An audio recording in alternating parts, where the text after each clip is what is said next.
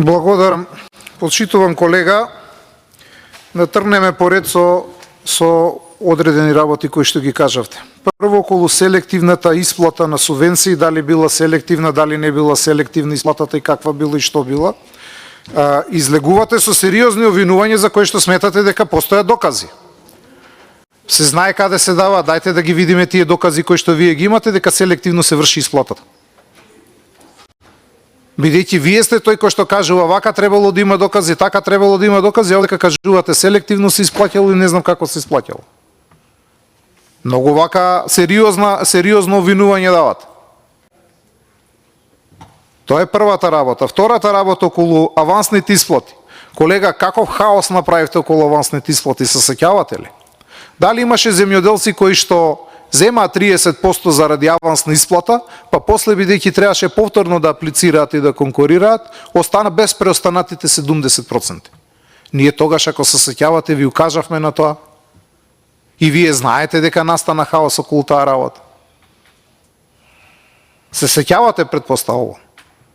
Имаше ли такви земјоделци кои што останаа само со 30% исплата на субвенции заради вашата нова политика која што требаше вака да направи бум во исплатата со субвенциите во земјоделието? Тоа беа проблемите кои што се наследија. Друга работа, вие кажувате дека субвенциите били исплатени, само 150.000 евра не биле исплатени. Јас мислам дека и расправата кога одеше, и вие сами откажавте во расправата и потврдивте дека точно е дека има неисплатени субвенции. Таа сума достигнуваше над 1 милиарда. Тоа што вие, над 1 милиарда денари, да бидам прецизен. Тоа што вие кажувате, рековте дека во 2024, ма видете, тоа било за понатамошните години, допрва доаѓаат субвенционирањето. Не ќе да е така, вие требаше да имате исплатено. Ама не исплативте. И оправдањата кои што тогаш ги давате, сега ги заборавате. Значи, остана неисплатени субвенции кои што мора да бидат исплатени. Како што и ако дојде некој пат до промена, секој кој што ќе остави неисплатени субвенции, наредната власт ќе мора да ги исплаќа. Тоа е проблематично, барем признајте го тоа. Вие се правите како да пред една година, 1,5 година не бевте министер во тоа министерство.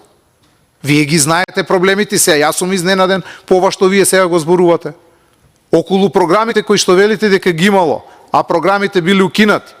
Вие, министре, знаете дека тие беа подложни на ревизија програми кои што вие ги измислувавте, за кои што меѓу другото се правдате, за кои што јас очекувам еден ден некои други органи да се занимаваат со тие програми.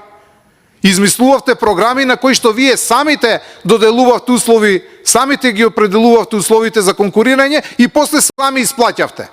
Ајде, кажете ми, пошто и вие сте правник, на што ви личи тоа? За која институција ова треба да се замара? И да знаете дека набрзо ќе се замара институцијата со оваквите начини на трошење на пари. Благодарам.